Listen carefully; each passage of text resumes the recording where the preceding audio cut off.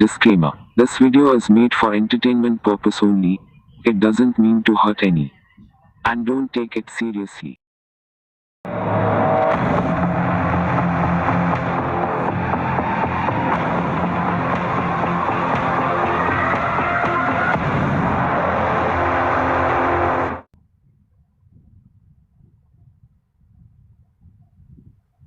بسم الله الرحمن الرحيم.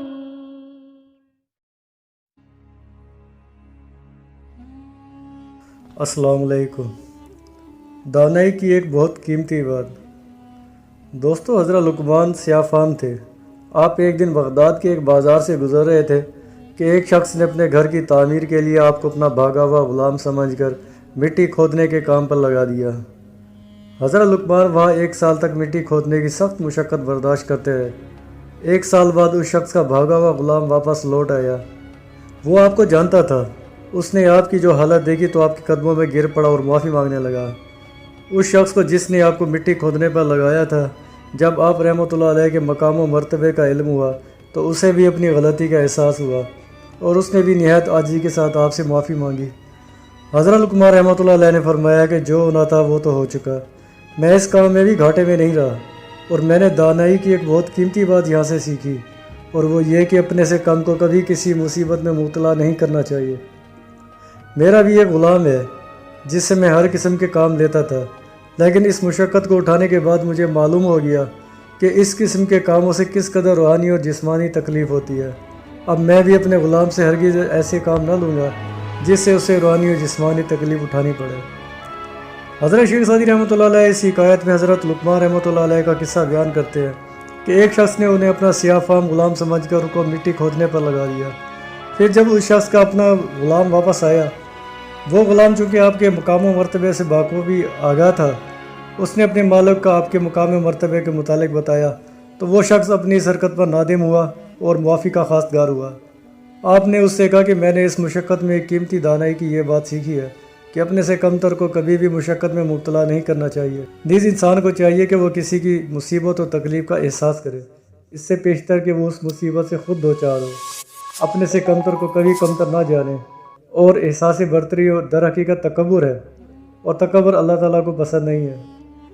دوسری حکایت کا نام ہے جس کا دل روشن ہو اسے ہر شے روشن نظر آتی ہے. حضرت شیخ سعدی رحمۃ اللہ علیہ بیان کرتے ہیں کہ ایک نوجوان بے حد حسین و جمیل تھا اور اس کے ساتھ ساتھ وہ نیک اطوار کا بھی مالک تھا. وہ نوجوان علم کی دولت سے بھی مالا مال تھا اور جس موضوع پر بھی گفتگو کرتا لوگ اس کی جانب متوجہ ہو جاتے اور نہایت انہماک سے اسے سنتے تھے. اس کے فیصلوں کی قدر کی جاتی تھی اور وہ ایسا روشن چراغ تھا کہ جس کے سامنے کسی دوسرے چراغ کی روشنی پان پڑ جاتی تھی. ان تمام اوصاف کے باوجود اس میں ایک عیب تھا کہ وہ الفاظ کو ان کے صحیح تلفظ کے ساتھ ادا کرنے کی قدرت نہ رکھتا تھا. ایک روز ایک بزرگ کی محفل میں اس نوجوان کا ذکر ہوا تو میں یعنی حضرت شیخ سعدی نے اس نوجوان کی اس کمزوری کا ذکر کیا کہ میرے نزدیک اس کی گفتگو میں یہ نقص اس لیے بھی ہے کہ اس کے سامنے کے دانت صحیح نہیں ہیں.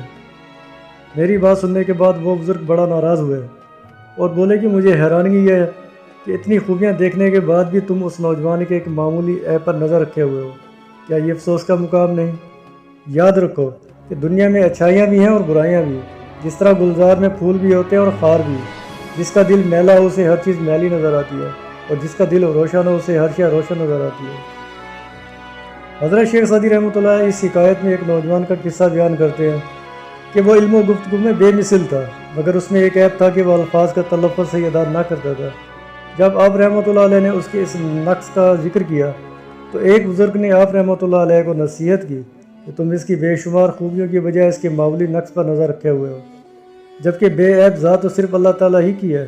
دوسروں کے عیب تلاش کرنے کی بجائے اپنے عیوب پر نظر دوڑاؤ اور انہیں دور کرنے کی کوشش کرو. دنیا میں نیکی اور برائی ساتھ ساتھ رہے، اور جس کا دل میلا ہوگا اسے ہر چیز میلی نظر آئے گی، جبکہ جس کا دل صاف اور اجلا ہوگا اسے ہر شے صاف اور اجلی دکھائی دے گی. وَمَا عَلَيْنَا إِلَّا الْبَلَاغُ الْمُبِينُ.